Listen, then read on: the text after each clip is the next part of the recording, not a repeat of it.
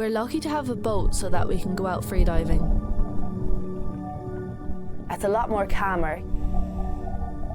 You're not getting smashed and beaten up by waves or something like that. You're kind of freediving. It's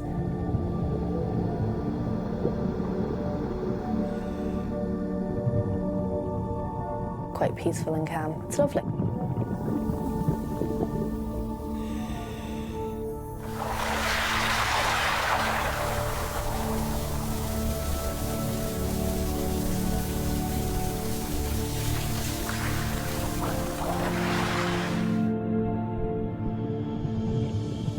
There's loads of islands with caves, which is really cool.